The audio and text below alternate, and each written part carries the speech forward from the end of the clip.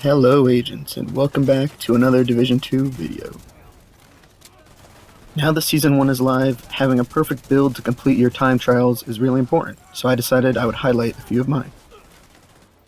The two that I use most are my Pointman support and my Negotiator's DPS, so I'll go over those in depth and then I'll bring up a few more options that you can choose from.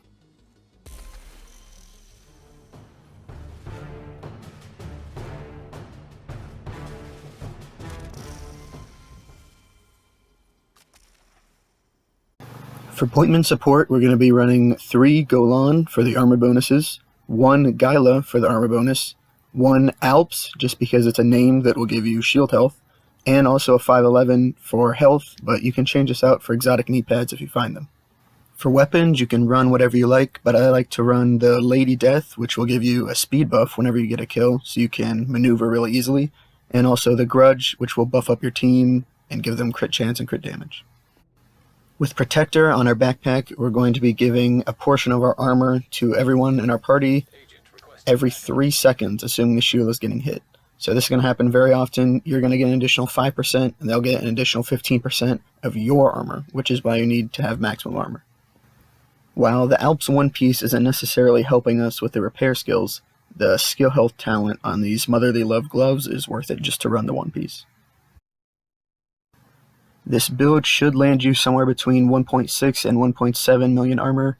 That way you're giving an 800 or 850,000 armor overheal to your friendlies, which might even be more than their armor if they're running a DPS build. Alright, and here is the Pointman chest, the most important piece in this build. It has my favorite talent in the game called Perfect Vanguard. Every 25 seconds when you deploy your shield, you're going to be giving 50% of your armor as bonus armor to your friendlies. And also your shield is invincible for 5 seconds. So you'll be able to tank anything you need, and your whole party is going to be able to trade for free for the next probably 5 seconds. As far as trait rolls go in your gear, you're going to be looking for max armor everywhere that you can get it, because this is going to be important for the Pointman buff that you'll apply to your team. Everything else is kind of up to you. I choose armor regen on all my mods. That way, while my shield's up, my armor can be back to full when it runs out. For a primary skill, you're going to be running the Striker Ballistic Shield, which is a Crusader variant. So you're going to be able to wield your SMGs or whatever else you want to use along with your shield. You're going to be wanting to use the Flamethrower specialization. That way you can CC everyone and get all these sweet shield bonuses. Basically, you're going to have a cone in front of you, and all your teammates shooting into the cone are going to receive a significant damage buff. Now, the shield is a unique talent in which its tier is not only based off electronics, it's also based off armor. So when you're building 5 pieces of armor and you have these Alps gloves, you're actually going to have a max tier shield, and it will be as strong as it would be if you're running a skill build. For your second skill, run whatever you like. A Reviver Hive is pretty nice to pick you up once for free and not make your teammates worry about that.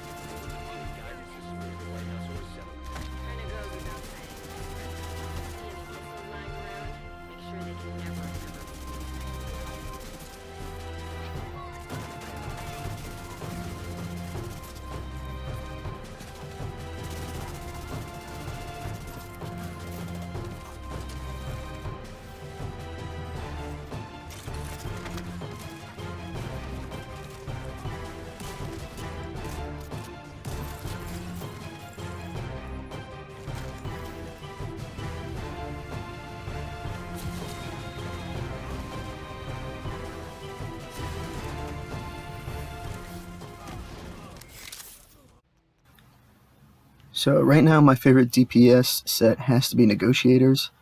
This guy's kind of hard to find because the backpack and the chest can only be found from the raid or raid blueprints that you previously acquired. I'm not going to go into all the stats, but you're going to want to have your crit chance maxed or at least close to it, so a Coyote's Mask can put you over the top if you're running that in your group. But as far as other traits, it's kind of up to you. The way that the Negotiator set works is that when you land a critical strike on one enemy, you can switch over to a new enemy, and once they're both critically struck, the damage you're doing to one will also apply to both. So even if someone's in cover, you can damage them. Even if you have all kinds of enemies, you can even just hit a turret, and all that damage will be applied to every single enemy. This is so great for multiplying your DPS, but without the backpack and vest, it loses a lot of its power. Instead of being able to mark 5 hostiles at once and doing 5 times your damage, you're only going to be able to mark 3, and instead of doing full damage to all 5 targets, you're only going to do 60 damage to the additional marked targets. So it's really important to have the backpack and the vest as 2 parts of this 4-piece. For specialization and talents, just run whatever you like. A Reviver Hive is pretty much everyone's go-to. I was using a healer drone for most of my gameplay, but whatever you guys like, you can pick. My go-to gun for the Negotiators build is a level 40 Chatterbox, which I had dropped for me. It's really nice for reds because you're going to get that mag refilled, and it has really nice RPM and damage.